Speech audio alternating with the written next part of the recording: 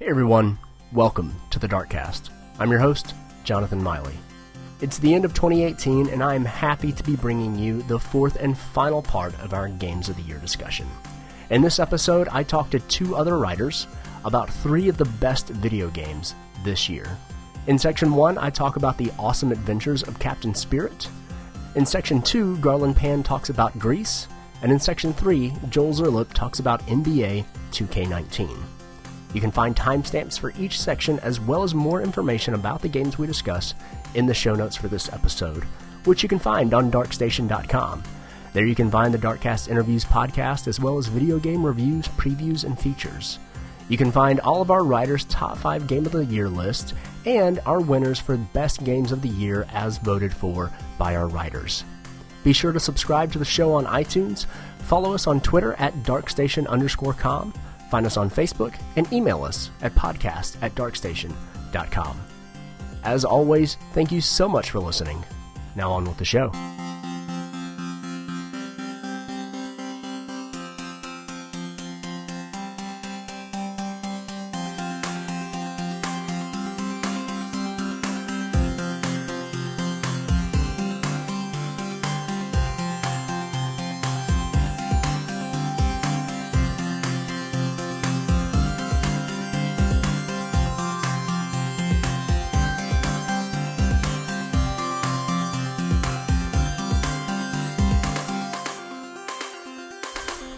Welcome back to the DarkCast, everybody. I'm Jonathan Miley. Joining me is Joel Szerlip. How are you? I am here, and I am going to take your slot, actually. Oh, God. Things are changing. I know.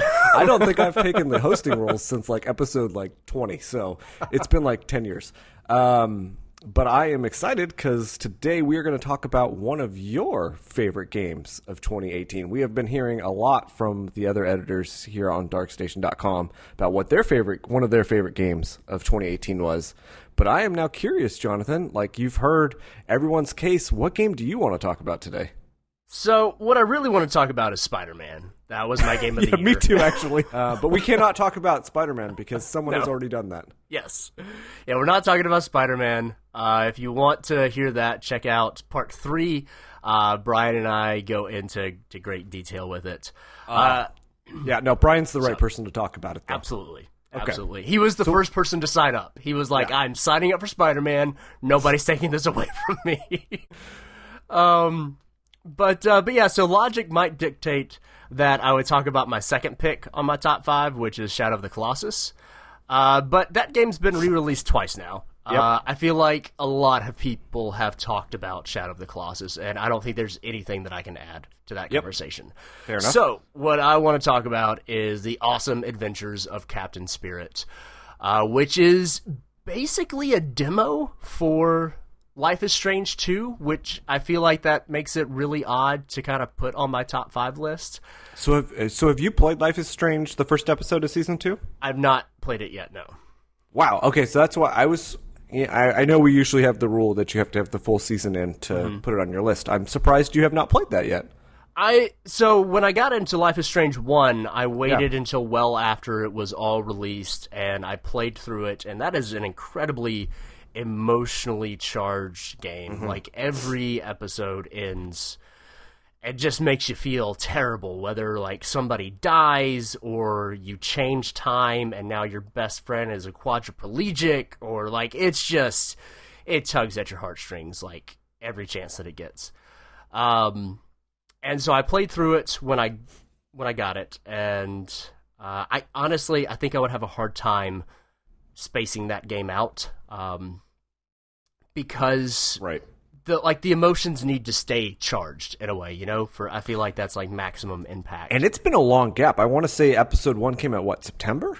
Yeah. It's episode 2. I don't actually... It's either January or February of 2019 is when it's coming out, so it's definitely a large gap. But, I would much rather them take that route than, try to cram episodes out and, them not be up to quality. So. I feel like you're throwing some shade Telltale's way, but I feel like you don't want to say that because now they're gone, and so we all need to pour one out for them. But Indeed. All All right. I'll let that one pass. Pour one out for Telltale. Batman, The Enemy Within was in my top 5 as well. But really? Mm-hmm. I don't want to transition to that, but that's interesting because I actually really liked that as well. It is a very good episodic game. I don't know why that game didn't take off. I don't either. It's really interesting. I've played really just a smattering of Telltale games over the years. And the ones that have left an impact on me is the first season of The Walking Dead and the 2 Batman games. Mm-hmm. And everything else has basically just faded from memory. Yeah. Those Batman games are very good, though. They are. They're well acted, good story, very interesting stories. I think they're really well done. Good, but we're not here to talk about no. Not that one or Life is Strange, really. Well, so The Awesome Adventures of Captain Spirit tells its own kind of encapsulated tale. Like, you don't have to play any of the other Life is Strange games. It's really just a kind of a cameo at the very end of the game that ties it to the second season of Life is Strange 2. So it's very much its own thing, and because it's not, part of one of the other episodes or something like that, it's not really a demo. What's the elevator pitch? What is? So it's really simple. You are Chris Erickson. You're a 9-year-old boy who is playing at home on a lazy, Saturday afternoon. It's Christmas time, and your dad is kind of a drunken slob, and your mom has passed away at the beginning of the game. You don't, as the player, you don't really know what's happening. But in very much Life is Strange fashion, you're finding clues all over the house, just picking up things. And one of the things that I love about a Life is Strange game is you have these moments where you can just kind of sit down, and the amazing soundtrack that they always have kind of rises, and the camera will just kind of move around the room. You'll get some different shots, and you'll have this person that, they're just laying on a bed, or they're sitting in a treehouse, or they're sitting on a bench, or whatever the case may be. And it's one of those moments, it's like the point in the movie where the character's life changes because of something internal that they decide. And you can just kind of do that whenever you want to in these games. You can just find these spots to sit and reflect, and those are just really interesting moments. But basically, you're finding all these clues.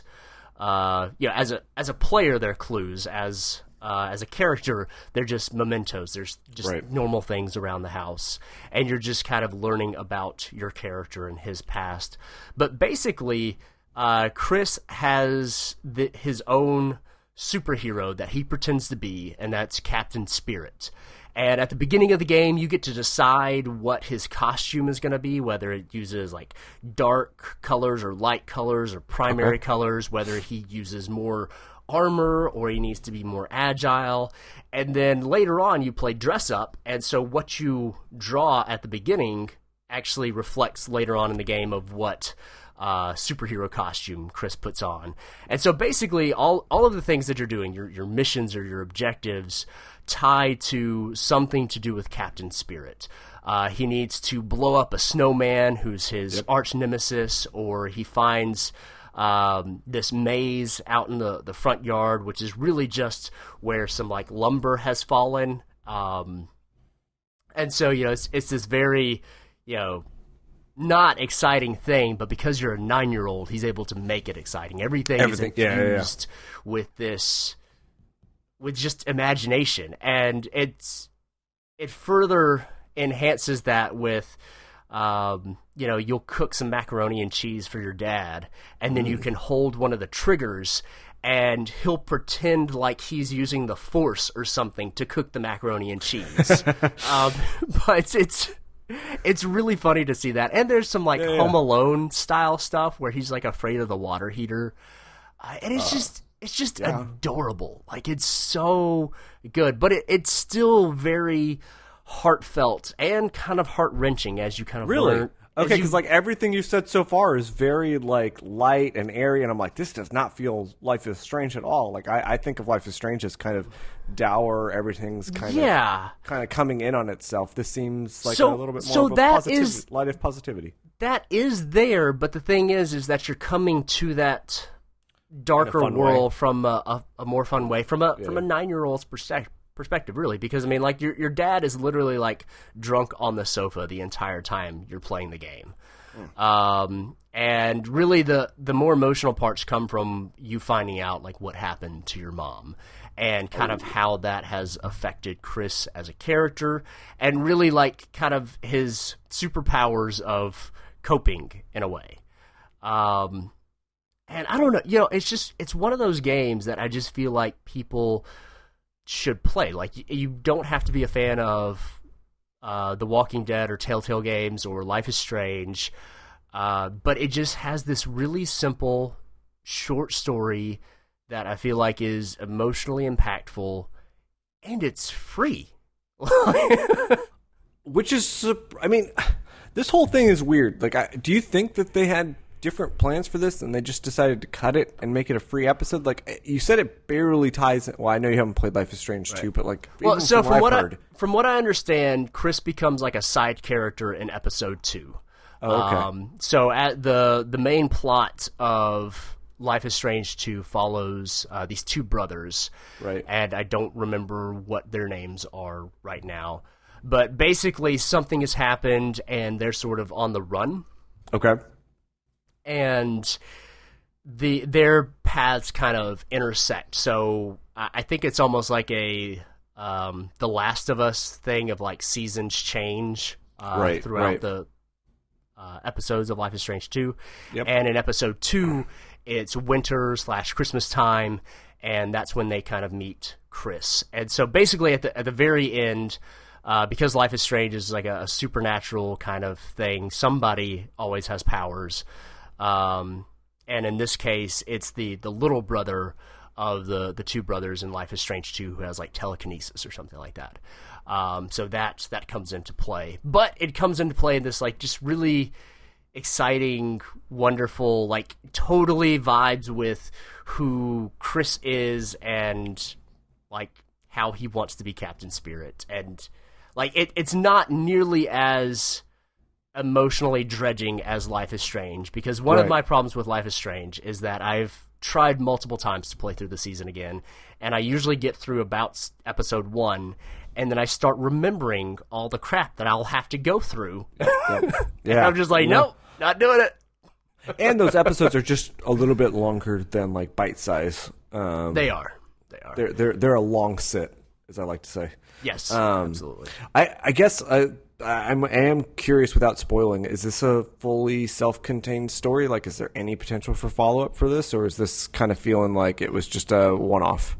No, I think it's a one-off. I think it's really there to give like Chris backstory, to give him a bigger role in whatever his role is in episode 2. I don't think we'll be playing as him or really delving too much more into him, because it's really just, I don't know, like almost like a simple character study of a kid who lost his mom in a lot of ways and how he deals with that. This is probably the first demo since PT that's hit someone's top 5 list. Yeah. That I can think of. That's really cool. Like, I would love to know more about why they chose to go this route, but like how. I also just love that they took a much more light and airy tone, even if there is some dark stuff in there. Like, I don't know, it's just something nice about seeing the world through a 9-year-old's eyes. There is, just, and that to me is just that's awesome. Yeah, when this was announced at E3 and like it was coming up, I think we were, chatting in Discord or whatever. It's just like, oh my god, this looks amazing. I want to play this right now. Why aren't more games like? And that's probably why both of us wanted to. You know what? To take a side tangent, but very connected. I think that's why I liked Spider-Man so much this year. Like, I just felt like I needed to see the world through like a lighter, more like just joyous experience, and like that sounds like this game as well. So that's really cool. Absolutely. And both of those games have their emotional punches that they pull, but at the end of the day, you're getting to play a game through somebody who is like genuinely good at heart, and that is nice. Well, that is awesome. I don't know if you have anything else to talk about with the awesome adventures of Captain Spirit. I do not, but if not, I know how we end these episodes. So you've talked about a game that you really enjoyed in 2019. What about a game that came out before 2019 that you enjoyed this year? Well, so far everything has come out before 2019, Joel. Or 2018. You know what? It's early. Okay. It is early. Let me try that again. Jonathan, what game did you enjoy before 2018 that you enjoyed in 2018? A little behind the scenes. I am literally looking at a screen that says favorite game released before 2018, played in 2018, and I am like stumbling left and right all over that. But I'm excited because I know what game you're talking about. So, it's funny. When I wrote my list, I put down Silent Hill Shattered Memories, which was a Wii game. It's very good. I would recommend if you've got a Wii buried somewhere and you can find this game, you should As play most it. of us probably do. Right, yeah, sure. Wii's are just buried everywhere. They are. It's like copies of E.T. They're just everywhere, They're just, buried in the exactly. ground.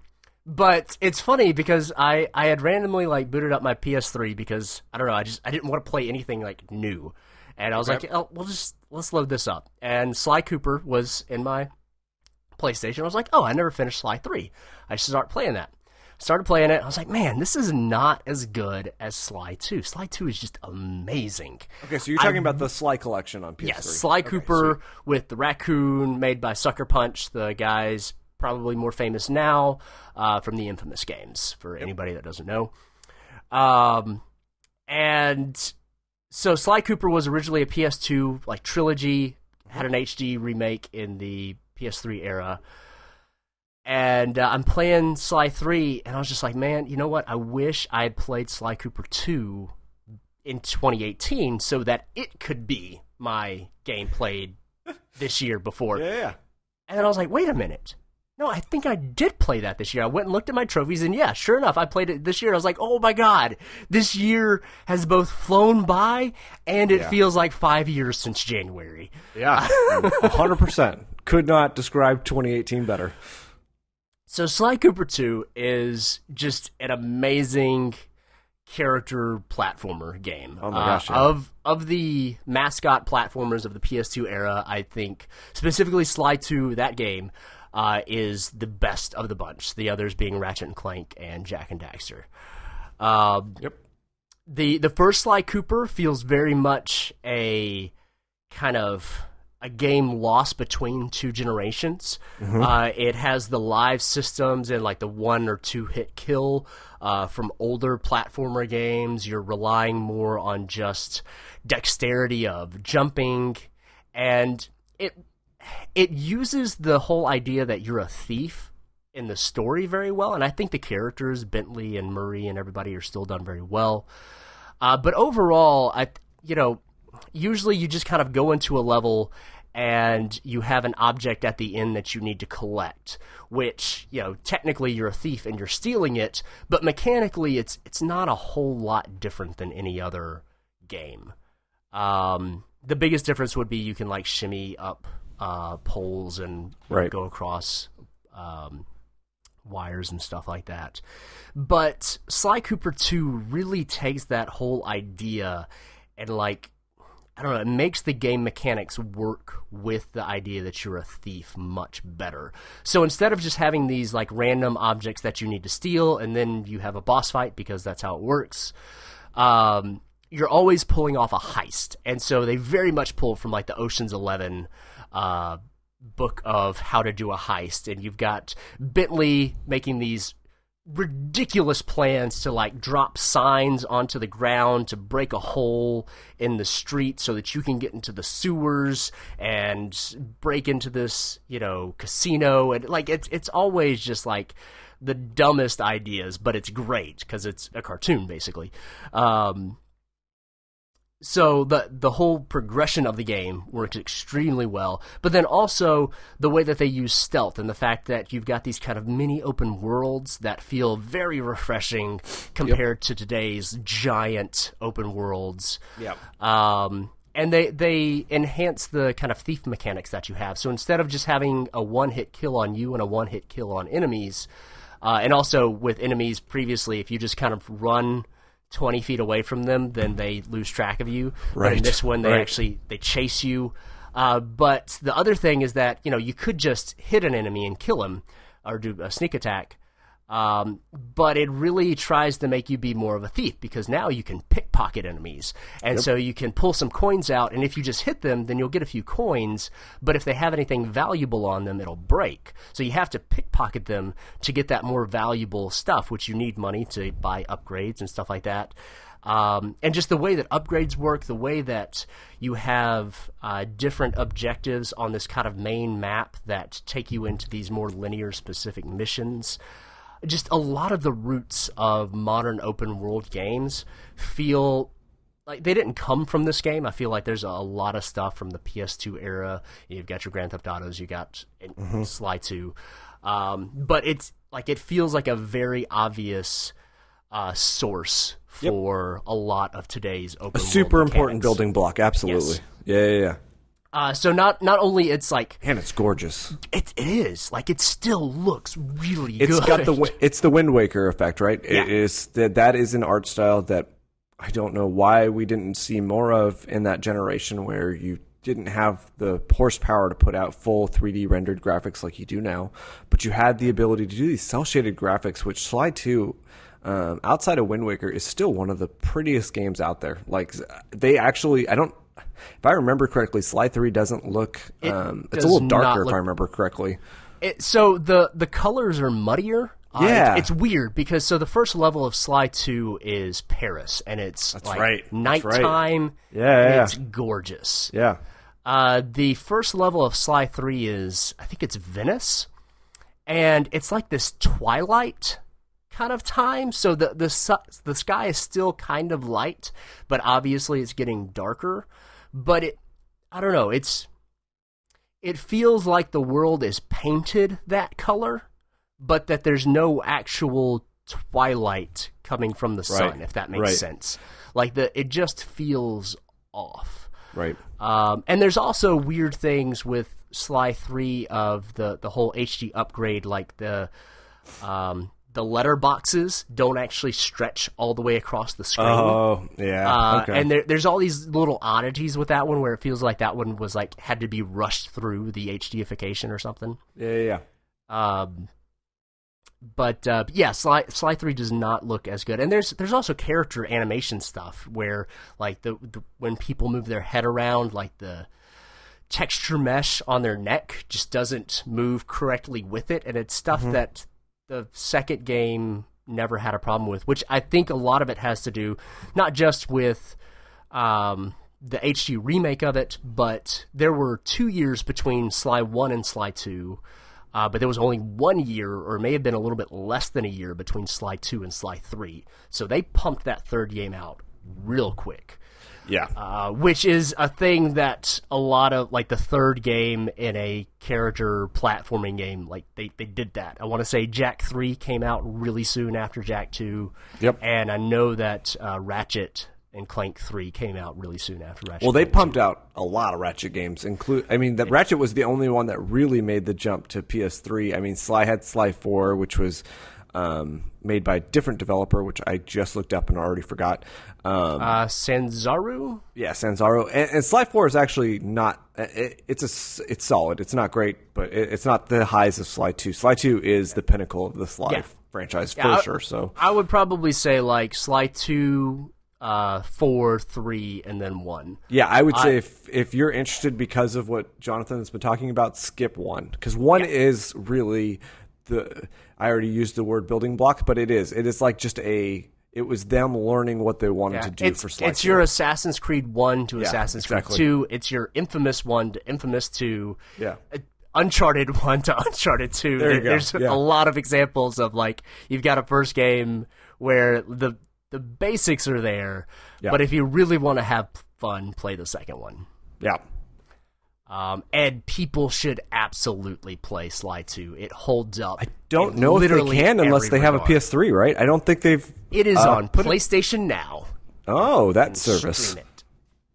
I don't know if that works at all, but it is there. It is there. It is there.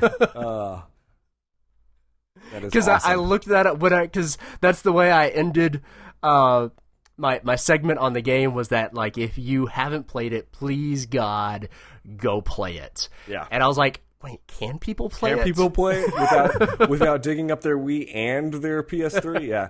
I would. Yeah. I'm actually surprised they haven't just brought out the collection of that and Ratchet and Jak to PS4. There's zero reason why they shouldn't. Those are platformers. So that's the good news for all three of those franchises is they're platformers, and those seem to hold up a lot better than any other sort of genre. So Absolutely. Very cool. Anything else on Sly 2? Just go play it. It's real good. Well, if not, then let's take us to another break, and we will come back and see what happens after this. Sounds good.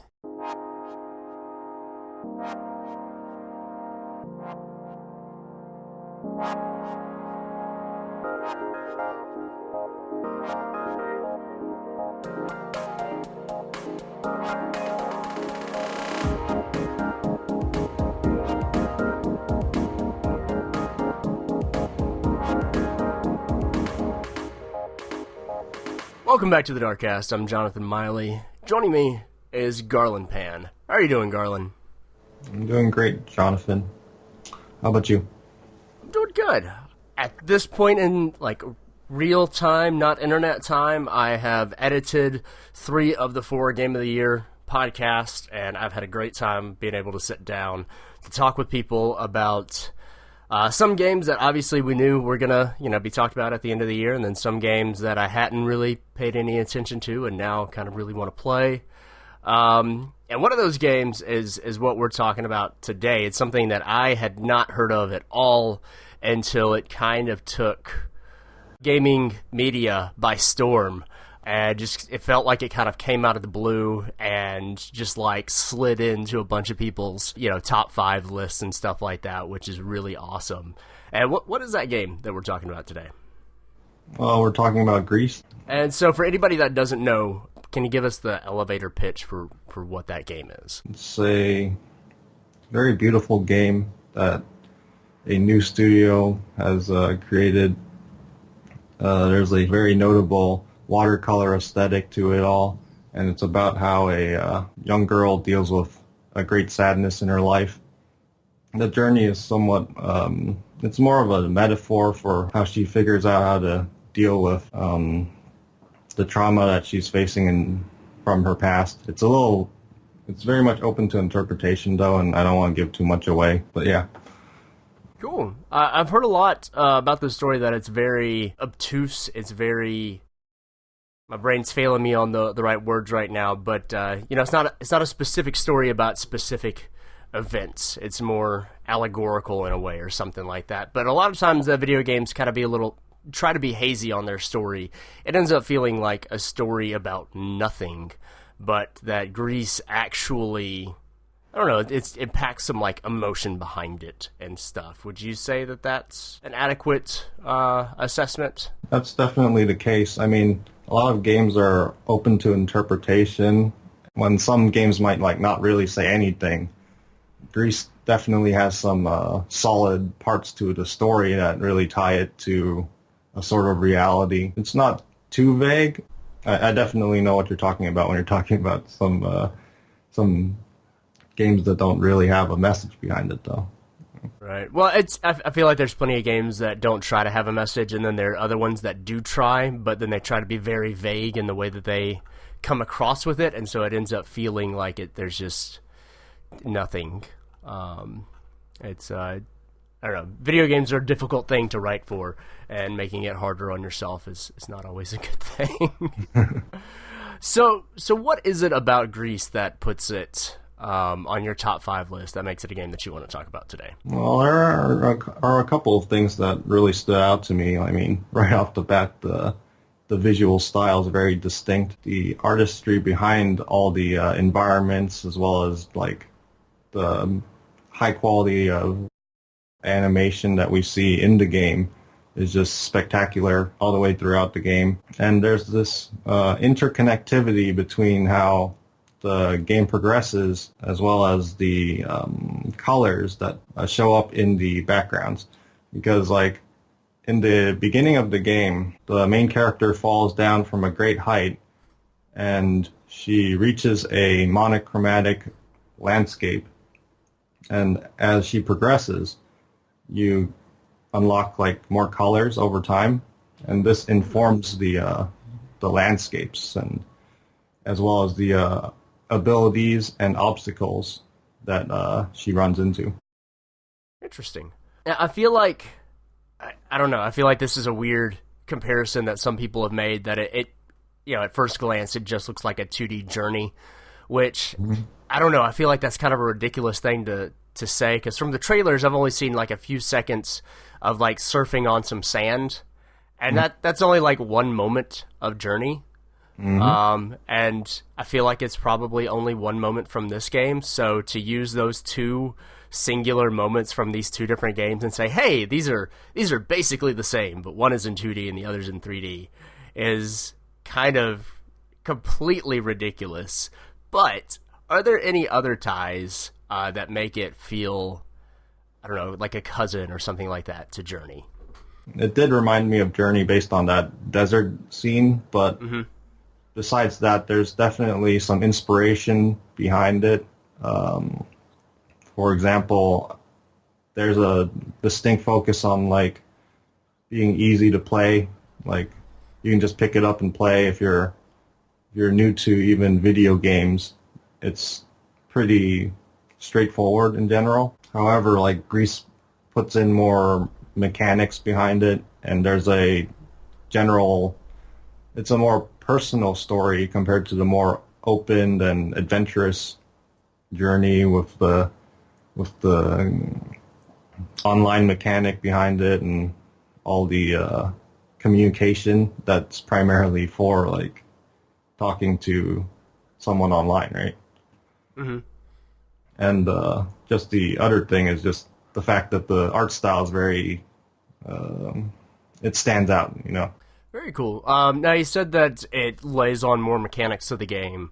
Kind of what is the gameplay like? Well, it plays like a standard puzzle platformer game. However, there's some abilities that you obtain over time, and they suit the obstacles that the main character faces throughout. So there, you might get like a double jump and a glide in order to cover greater ground, or you might be able to obtain the ability to withstand powerful sandstorms. It's all there to tackle whatever's in the situation that ties into the colors, and a lot of the obstacles you run into are kind of like puzzles. They're usually pretty lightweight puzzles, though they don't really leave you stumped. It's more just to, you know, have a sort of progression, a sort of conflict, and it actually ties into the story. Like it was pretty surprising to me how well the actions that you take, or the actions you take in the game, actually tie into how the actual plot of the game functions. Any other thoughts on Gris before we talk about your favorite game that you played in 2018 that was released previously? I mean, a few things that I liked about it, besides what I already mentioned, would have to be like how it just kept the journey very short and sweet, and how it's just easy to play. Like it's casting a wider net towards like casuals and hardcore gamers alike, and it's kind of complicated when it comes to like length of a game nowadays, because a lot of people like to talk about how long a game is as a sort of value. But like for people with less time, or you know, after playing a lot of games over the years, the length of a game doesn't really isn't as much of a pro as it is potentially a con. Right. And it's not really a scale for value or anything like that. We don't get up in arms when a movie is, 2.5, a movie's worth it if it's 2.5 hours long, but it's not if it's only 2 hours long. So we have this weird, like value scale when it comes to video games. Bringing Journey kind of back into the conversation, when that came out, that was I think $15, and it was an hour to an hour and a half long to play through, and there were a lot of people that seemed to feel gypped by that because it's a shorter, condensed experience. But I don't know, we've just got this weird value scale when it comes to video games.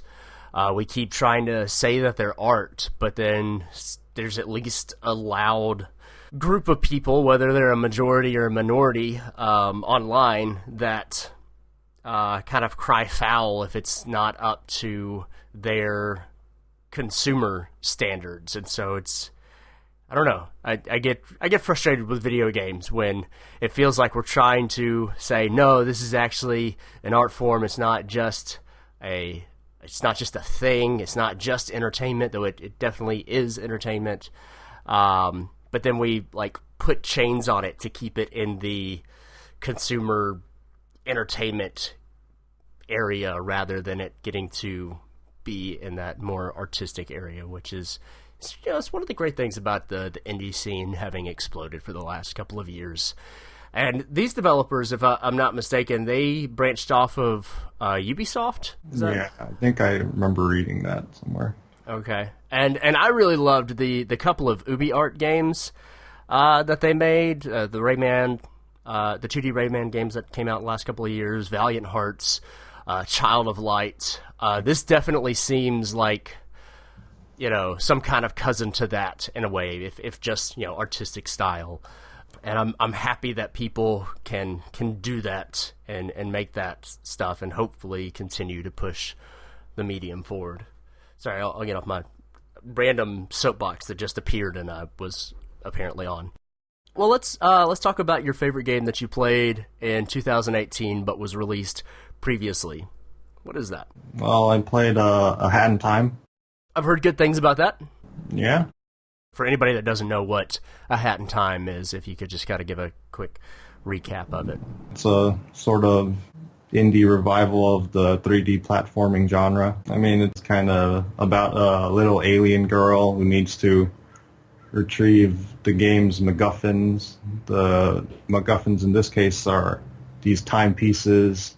They're like shaped like hourglasses, and she needs them to return home. She's kind of like E.T. in that regard. So what makes A Hat in Time so good? Well, the first thing that comes to mind is just the charm factor. It's filled with colorful, quirky characters, and the story's just a fun roller coaster of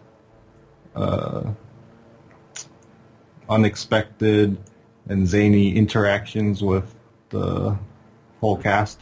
Besides that, mechanically, it provides a lot of movement mechanics that would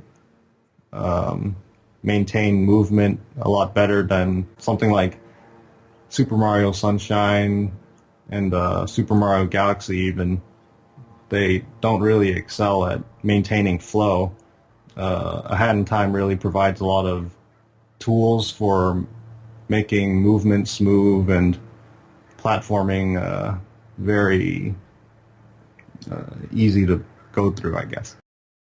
Okay. Well, anything else that's particularly stand out about the game? Well, in terms of the general interactions, or actually the levels, it's very diverse. Like, you won't really expect what you're going to get over time. You start off with a level sort of like Isle Delfino in Super Mario Sunshine, and then right after that, you get thrown into like a train and you're solving a detective mystery, or you're thrown into like the city, or you're thrown into like a strange, creepy forest full of ghosts. My favorites would have to be the train sequence and the forest. Very cool. Well, any final thoughts about A Hat in Time or Gris before we move on to the next section? Nothing in particular. I mean, but in general, we're just talking about indie games, and they're really making like a big splash in the industry right now. Well, Garland, thank you for sitting down and talking with me about Gris, and A Hat in Time. I look forward to talking to you more in 2019. Well, thanks, Jonathan.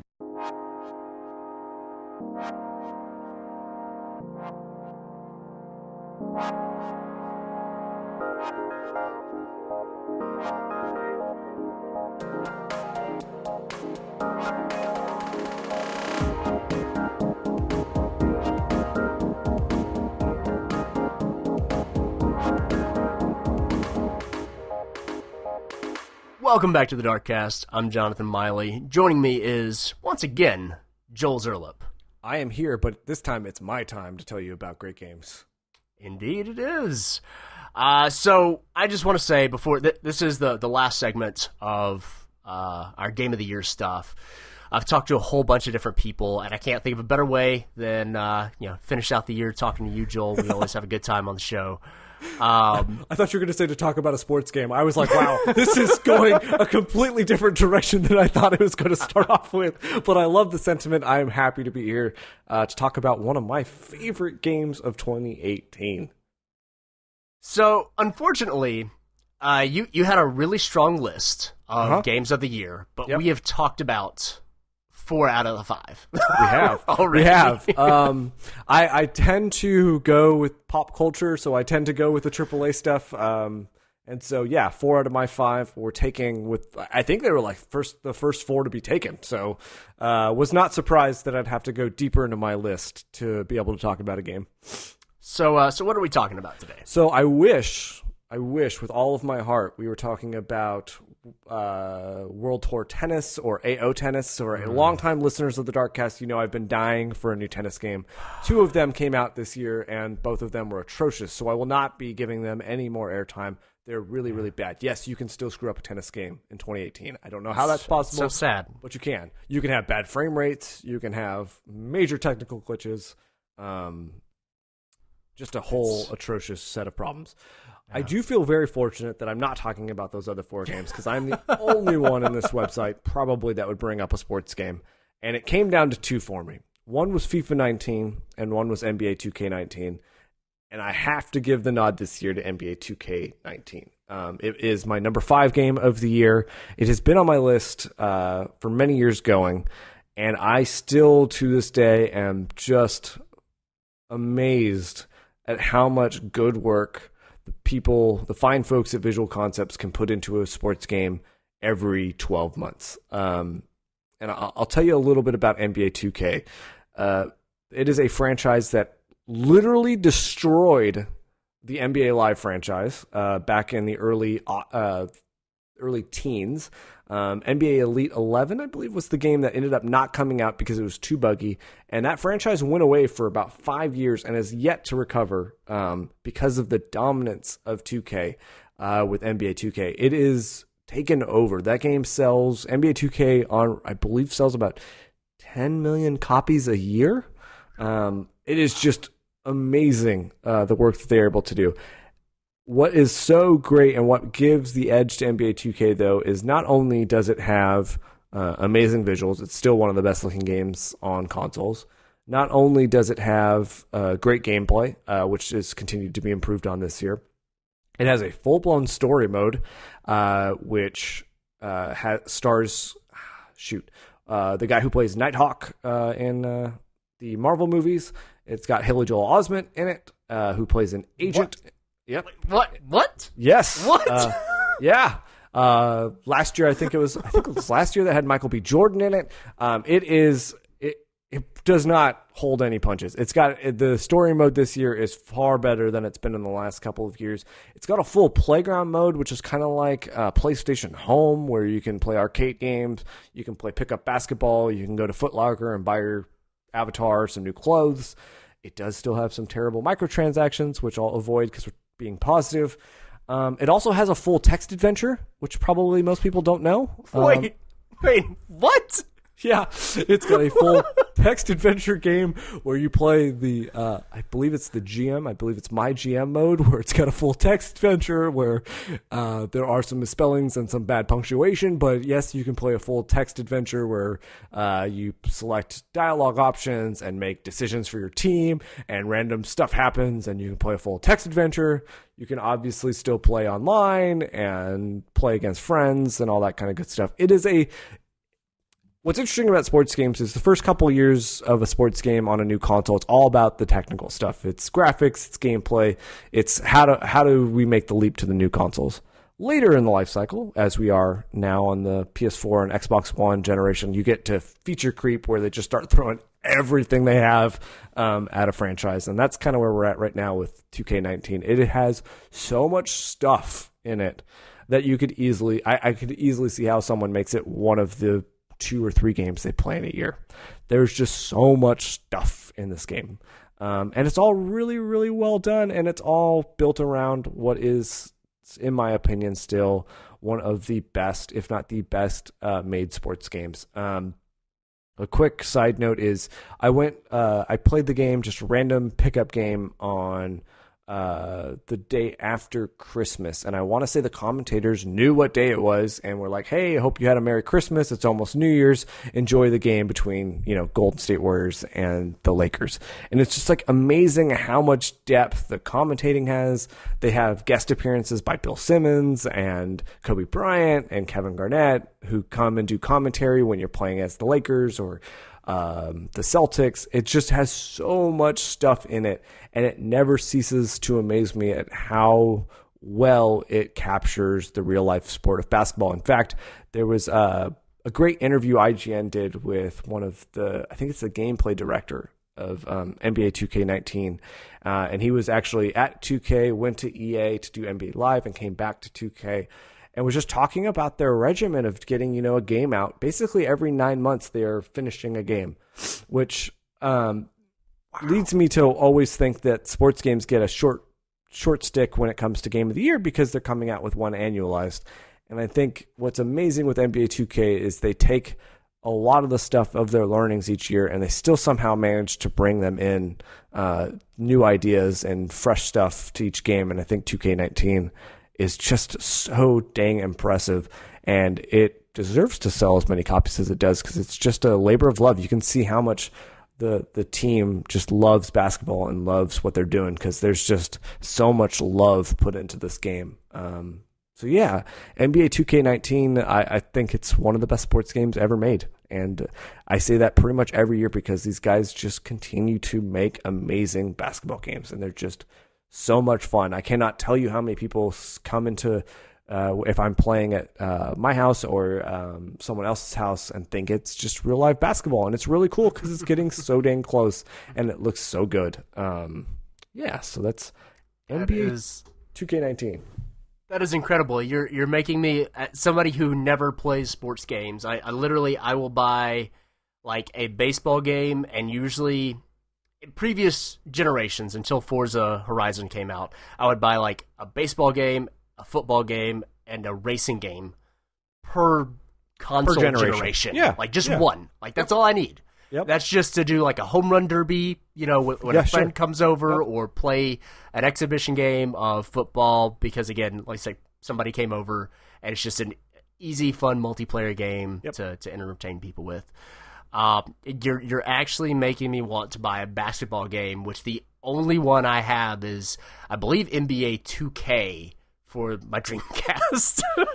It's funny because when NBA 2K came out, now there was always a fan base that that loved 2K over anything EA put out, just on principle. And back then it was Sega publishing those games. It wasn't until really the PS3 generation where I think the gap just completely widened and it flipped over to 2K. The interesting thing about basketball, which is why I started with the tennis games, is you'd think like there's nothing simpler than Pong on a screen, right? And how do you screw that up? Well, 2 did. Basketball is also a pretty... Granted, 2K is crazy in depth, and they recreate the simulation of like a basketball game really well, but I think out of all the sports, you'd probably be best off getting someone who's never played a sports game to play something like NBA 2K. Obviously, there's arcade versions. There's Playgrounds, which you could play, which is basically NBA Jam. Hockey is not a bad one, but there's something pretty incredible about the fact with NBA 2K, you have a pregame, which is basically the TNT crew who does the pregame and postgame for tons of basketball games throughout the year. You have the commentators, you have sideline reporters, you have guest reporters. You have so much just in the lead up and build up of the basketball game that really fuels what makes the NBA so much fun to watch, that it's just really impressive. The story mode this year is really good. It's actually really fun. You start out in a Chinese basketball league. You then get to the minor leagues of the NBA before getting to the pros. Like, there actually is a nice, comprehensive story. I will say 2K18 had the worst. You were a basketball player who became a DJ that then went to go play basketball again, whose name was DJ, which just was terrible. It was just really bad. And he had an Asian woman sidekick who was, no offense to the voice actress, but she was just grinded on you like the entire time. Just was the worst. Just not a good friend, not a good voice acting job. Just really, really bad. This year, at least, it's a little bit more grounded. Like, you're a college guy who thinks you should be in the pros. You don't make it, and so you got to work your way up, and it's nice.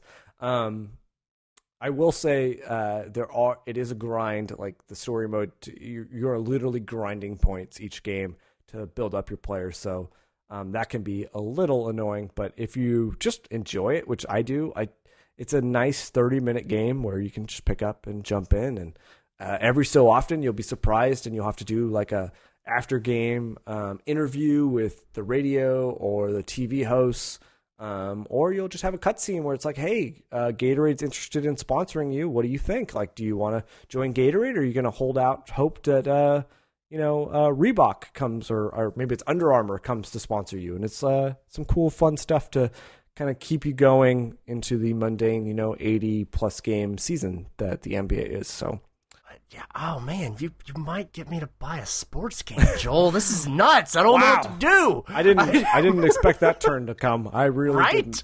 This is actually weird. Prepared a couple notes because I wasn't sure you'd have much to build off of, so I wanted to make sure I had enough to talk about, because I feel like I'm the only one that's interested in this. But yeah, no, this sounds it's really cool. Fascinating. What's fascinating to me is how much content these guys can put into a game each year. It is amazing. Oh yeah. Well, it's in a recent episode, Alan and I talked about Assassin's Creed Odyssey, and that game was built alongside Assassin's Creed Origins.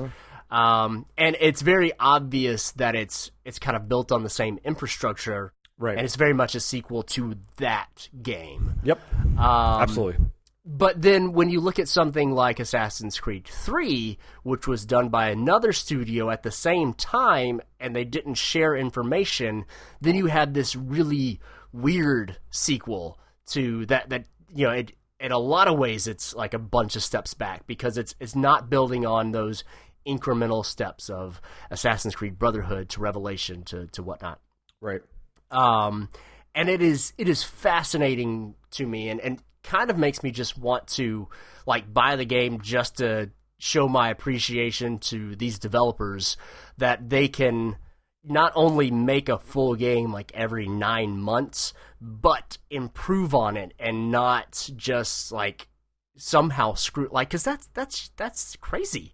Yeah, I mean, there's no doubt that anyone that's played any sports game knows that there's going to be there's always going to be some bugs early, but to be honest, 2K is so smooth. Like, it is that and FIFA are both games that just come out almost year after year. Just perfect's not the right word, but like incredibly well polished. And you got to imagine, and I mentioned this already, but like IGN did an interview with the gameplay director, and he was talking about, I think the podcast is called Unfiltered, where they do game dev talks. What's interesting though is like, they don't have that much time to actually develop, and it's kind of like a cyclical cycle where they're just continuing to develop the game, and it leads me to believe that one day, and we've been talking about this for 15 years with sports games, that they're just going to be a service. Like, they're just going to continue to iterate, and you pay $9.99 a month to continue to get those iterations. Like, or it's going to be Fortnite, where it becomes like, seasons, because their iterations are big, and I get that they want that $60 influx each year, but like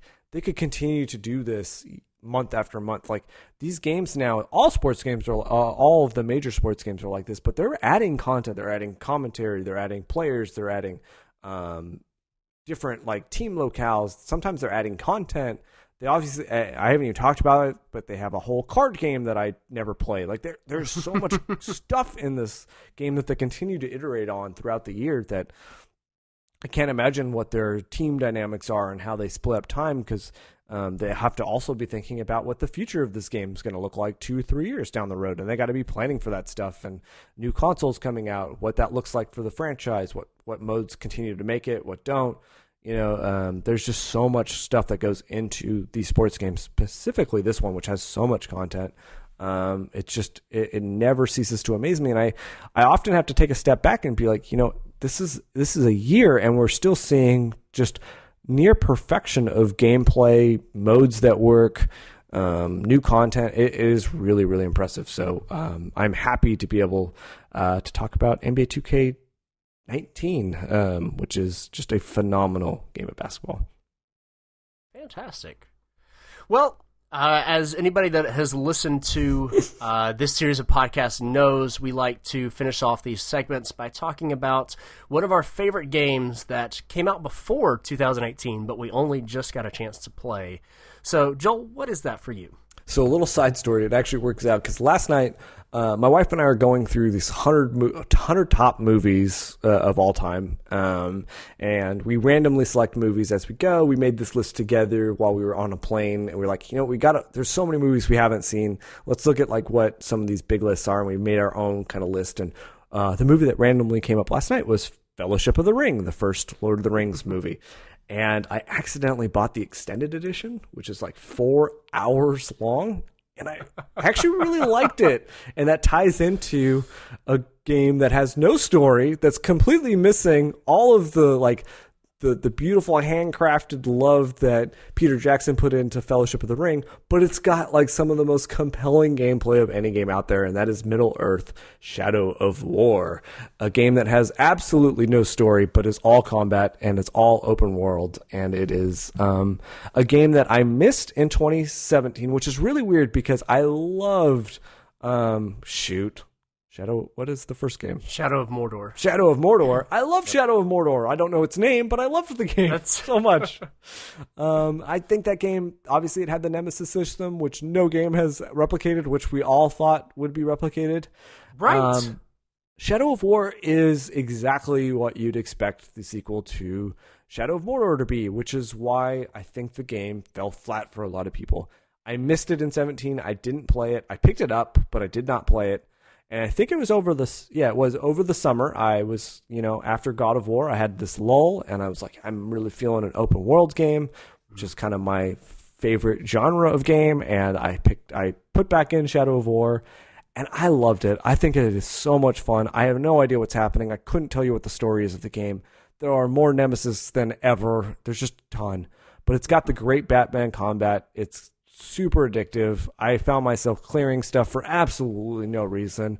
It's not like it was bringing me a whole lot of joy like the stuff like the collectibles in Spider-Man. It was just like a really nice, cathartic, which you would find incredibly stressful, map clearing exercise, which I just love. I think this game is stupid for all the right reasons. Middle-earth: Shadow of War. I think we were just talking. I think it's stupid cheap right now. If you have not gotten enough open world fun from Assassin's Creed Odyssey or Spider-Man or all the other open world, Far Cry, all the other open worlds. Basically all the games that were released this year. Yeah. Shadow of War, I think, is fantastic. I think it is super fun. I think it is... It definitely, even more so than the first game, it doesn't take itself too seriously. So, Middle-earth: Shadow of War was the game that I actually put way more hours than I thought I was going to in, and I really, really enjoyed it. I will never finish it, though. I will probably never get to that point because I dropped off, and I don't see myself going back. But for, $20 now, go check it out.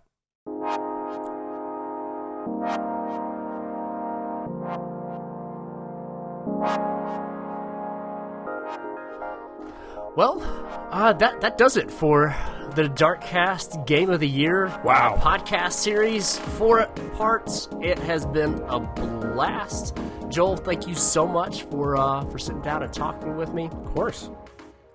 And that does it for our episodes in 2018. We'll be back in 2019 to talk about more video game stuff. I hope you like the new direction of the show. I feel like Game of the Year has really kind of, I don't know, the proof in the pudding kind of thing of what I want the DarkCast to be, as far as, getting a bunch of voices talking about a bunch of different video games. So yeah, if you have ideas or if you've got comments, then let us know. You can email us at podcast@darkstation.com. You can talk to us on Twitter at darkstation_com. You can obviously find our website, darkstation.com. Find us on Facebook, or give us reviews on iTunes. We would love to hear from you. So for Joel Szerlip and Garland Pan, I'm Jonathan Miley. Thank you again so much for listening. And until next time, which is next year, have a good one. Happy New Year, everybody.